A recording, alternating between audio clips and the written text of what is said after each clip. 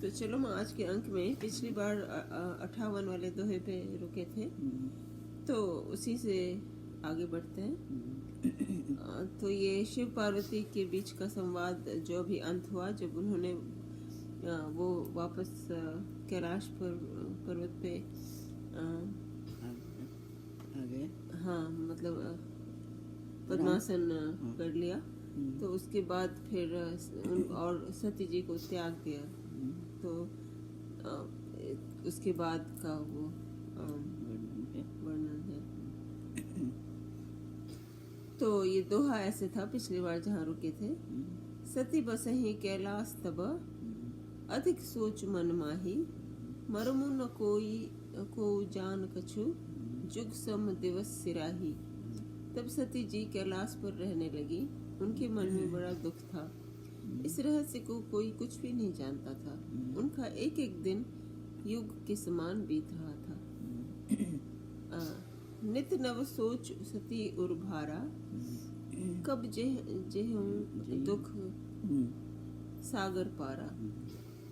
मैं जो किन रघुपति अपमाना, पुण्यपति बचनु मृषा करी जाना। सती जी के हृदय में नित्य नया और भारी सोच हो रहा था कि मैं इस दुख समुद्र से पार कब जाऊंगी। मैंने जो श्री रघुनाथ जी का अपमान किया और फिर पति के वचनों को छूट जाना, तो सो फल मोहि विधाता दीन्हा, जो कछु उचित रहा सुई कीन्हा। अब विधि अस बूझहि नहीं तो ही, शंकर विमुख जियावसी मोही। उसका फल विधाता ने मुझको दिया, जो उचित था वही किया। परंतु हे विधाता, अब तुझे यह उचित नहीं है कि जो शंकर ने विमुख होने पर भी मुझे जिला रहा है, शंकर से विमुख होने पर भी मुझे जिला रहा है। तो इसके बाद है, कहीं न जाई कछु हृदय गलानी, मन महु राम ही सुमिर सयानी।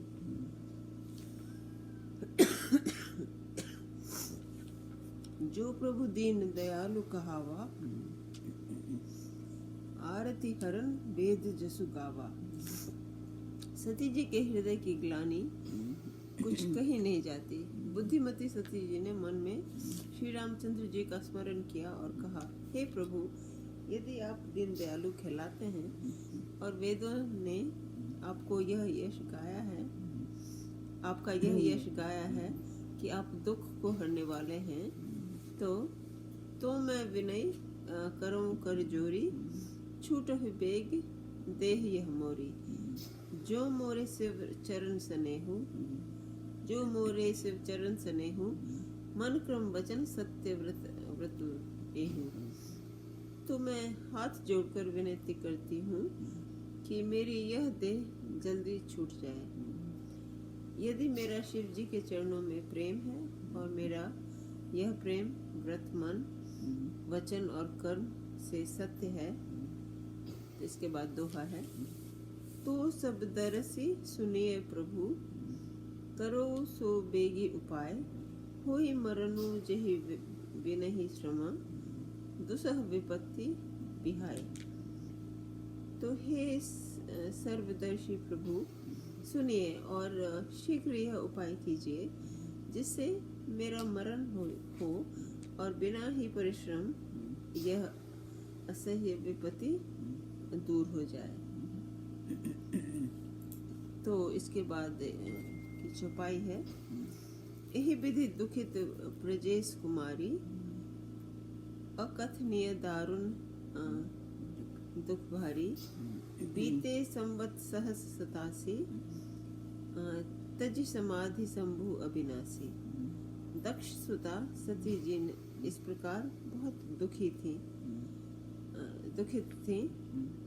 उनको इतना दारुण दुख था कि जिसका वर्णन नहीं किया जा सकता। 87,000 वर्ष बीत जाने पर अविनाशी शिव जी ने समाधि खोली। तो इसके बाद है राम नाम शिव सुमिरन लागे, जाने सती जगतपति जागे, जाई शंभु पद बंदनु कीन्हा, सन्मुख शंकर आसनु दीन्हा। शिव जी राम नाम का स्मरण करने लगे। तब सती जी ने जाना कि अब जगत के स्वामी शिव जी जागे। उन्होंने जाकर शिव जी के चरणों में प्रणाम किया। शिव जी ने उनको बैठने के लिए सामने आसन दिया। अच्छा, तो अचानक मतलब अभी ये क्या 87,000 वर्ष के बाद की बात कर रहे हैं? अच्छा, वो सिर्फ तप में लीन हो गए, ये भी अपना ध्यान मग्न थे। तो जितना भी समय बीता, अच्छा, दोनों अपने अपने ध्यान मग्न थे। तब जब आँख खुली, ध्यान बंद हुआ, तब ये अचानक यहाँ से मतलब ये शिव पार्वती की कहानी है ऐसे? मतलब वो तो परीक्षा लेके आई और झूठ बताया उनको, लेकिन उनको शिव जी तो जान ही गए। लेकिन शिव जी जान गए तो इसका मतलब वो उनको स्वीकार तो नहीं करेंगे। बताया था ना कि वो तो गुरु पत्नी हो गई। हाँ, लेकिन फिर 87,000 बाद की बात फिर अचानक अब वो उस समय का युग कितना था, लोगों की प्राण प्रतिष्ठा कितनी मजबूत थी कि वो जो 87,000 वर्ष की अवधि कितनी मानी जाती थी, कौन जानता है। हाँ, लेकिन अब ये तो या उनके संबंध में जन्म जन्म का संबंध कैसा अटूट था ये भी नहीं कह सकती। वो जिस जोनी में जब जन्मते थे, जन्मती थी, शिव जी तो एक अटल वो है, उनका जन्म मरण नहीं होता। लेकिन पार्वती जी का जो भी हुआ तो हो सकता है जो भी गिनती हो जन्म से, लेकिन वो भी उसी प्रवाह में जन्म ले रही थी जहाँ उनके लिए कोई दूसरा आसरा नहीं था। अंदाज करो कि वो उनका शरीर खत्म हुआ, ये प्राण जो है तो प्राण को पकड़ नहीं सकता, लेकिन प्राण की अपनी गति होती है, ये तो निश्चित है कि मतलब उसका बहुत वैज्ञानिक कारण है। जैसे ये तो ठीक है, मतलब जो भी है, हाँ, तो उनकी जो लगन थी उसी दिशा में जा रही थी जिधर शंभू जी रहते थे, या उनके आसपास, या उसी मेरा ये कहना था कि तुलसीदास जी ने अचानक मतलब हाँ शिव पार्वती अभी मतलब राम की कथा हो रही थी, लेकिन ये शिव पार्वती की कथा कहने लगे और फिर 87,000 वर्ष के बाद क्या हुआ वो बता रहे हैं। हाँ, तो ये कैसे पता चला? ये मतलब श्री राम जी की कहानी, कथा। तो ये है ना कि तुलसीदास जी तो एक ही अवतार हैं वहाँ पर, लेकिन वो भी राम की कथा किससे सुन रहे हैं? याज्ञवल्क्य से, जो भरद्वाज याज्ञवल्क्य के वो कह रहे हैं ना एक दूसरे को। हाँ, तो ये बात उन पे जाती है कि ये जो तुलसी जी कह रहे हैं वो उन्होंने कहा था, कह रहे थे। इन्होंने ये जो शुरू किया इन्होंने, तो वो ये कह रहे हैं ना कि एक बार सुजुग में, अच्छा, ये याज्ञवल्क्य जी जो कर रहे हैं तो उनके वार्तालाप के अनुसार कर रहे हैं। अब वो उन्होंने जो बताई थी कितने हजार वर्ष तक रहे। तो ये अब उस समय की बात है, प्रकृति इतना शुद्ध बलिष्ठ ये था जो भी था। ये तो निश्चित है कि उस समय लोग ज़्यादा लंबी आयु जीते थे, लेकिन कौन कितना जिया उसकी तो एक घटना, एक अंदाज मात्र है। और दूसरी बात, उस समय का माप कितना था, कितने दिन का, एक साल, कितने महीने का एक युग, ये सब कुछ है। तो हम गणना नहीं कर जाते, हम सिर्फ ये जानते हैं कि इतना कोई भी हो युग, बहुत लंबी अवधि बीत गई और उसके बाद फिर ये प्रकरण चला। अच्छा, सबको लोगों को अपने जीवन का स्मरण था। हाँ, तो ठीक है। फिर तो ये याज्ञवल्क्य जी जो बता रहे हैं वही बता रहे हैं। तो फिर आगे है लगे कहन हरि कथा रसाला, दक्ष प्रजेश भये तेहि काला, देखा विधि विचारी सब लायक, दक्ष ही कीन प्रजापति नायक। शिव जी ने भगवान हरि की रसमयी कथाएं कहने लगे। उसी समय दक्ष प्रजापति हुए। ब्रह्मा जी ने सब प्रकार से योग्य देखकर दक्ष को प्रजापतियों का नायक बना दिया। बड़ अधिकार दक्ष जब पावा, अति अभिमानु हृदय तब आवा। नहीं को अस जन्मा जग माही, प्रभुता पाई जाहि मद नाही। जब दक्ष ने इतना बड़ा अधिकार पाया तब उनके हृदय में अत्यंत अभिमान आ गया। जगत में ऐसा कोई नहीं पैदा हुआ जिसको प्रभुता पाकर मद न हो। उसी तरह उनके मन में भी तो इसके बाद दोहा है, दक्ष लिए मुनि बोली सब, करन लगे बड़ जाग। नेवत सादर सकल सुर, जे पावत मख भाग। दक्ष ने सब मुनियों को बुला लिया और वे बड़ा यज्ञ करने लगे। जो देवता यज्ञ का भाग पाते हैं, दक्ष ने उन सबको आदर सहित निमंत्रित किया।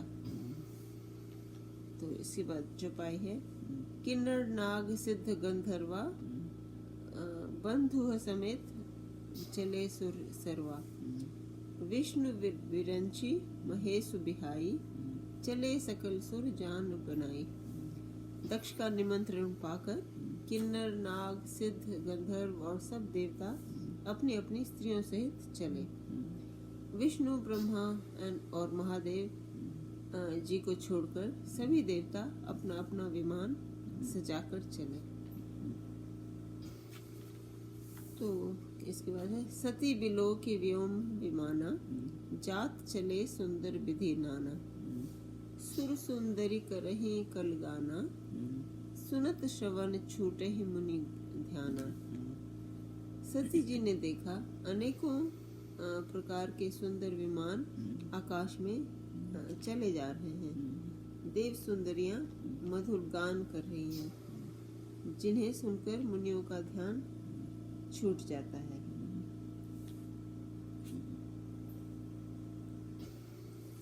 तो इसके बाद है,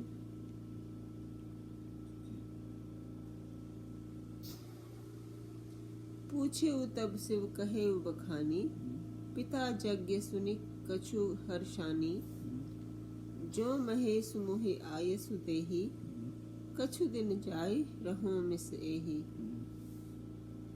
सती जी ने विमानों में देवताओं के जाने का कारण पूछा। तब शिव जी ने सब बातें बतलाई। पिता के यज्ञ की बात सुनकर सती कुछ प्रसन्न हुई और सोचने लगी कि यदि महादेव जी मुझे आज्ञा दें तो इसी बहाने कुछ दिन पिता के घर जाकर रहूं। तो पिता क्या ब्रह्मा जी के घर? दक्ष। अच्छा।